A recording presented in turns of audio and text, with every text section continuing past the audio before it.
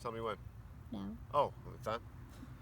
Alright, Civil Disobedience by Henry David Thoreau. Part 5 or 6, I'm not sure. It's been a while.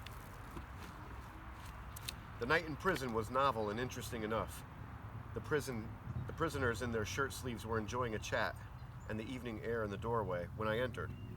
But the jailer said, "Come, boys, it is time to lock up." And so they dispersed, and I heard the sound of their steps returning into their hollow apartments. My roommate was introduced to me by the jailer as a first-rate fellow and a clever man. When the door was locked, he showed me where to hang my hat and how he managed matters there.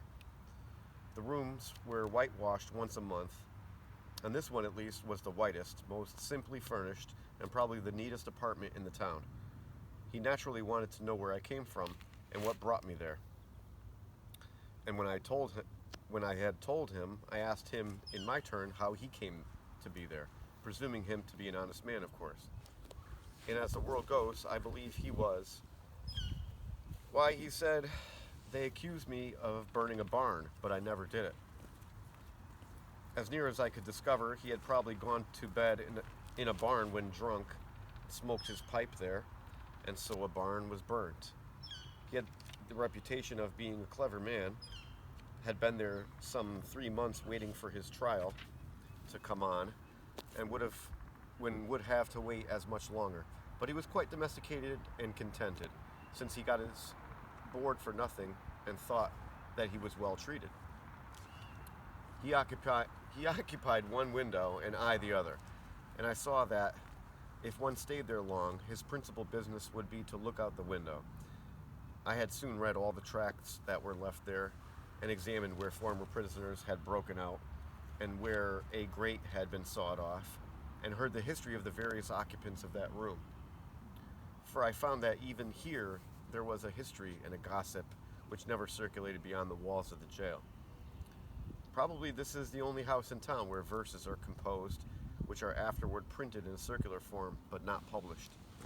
I was shown quite a list of verses which were composed by some young men who had been detected in an attempt to escape, who avenged themselves by singing them.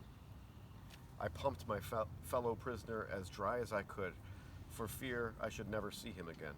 But at length he showed me which way was my bed, and left me to blow out the lamp.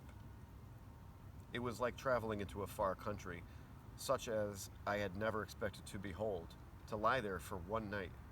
It seemed to me that I had never heard the town clock strike before, nor the evening sounds of the village, for we slept with the windows open, which were inside the grating. It was to see my native village in the light of the Middle Ages, and our concord was turned into a Rhine stream, and visions of knights and castles passed before me. They were the voices of old burghers that I heard in the streets.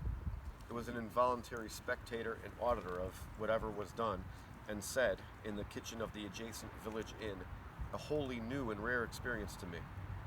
It was a closer view of my native town. I was fairly inside of it. I never had seen its institutions before. This is one of its peculiar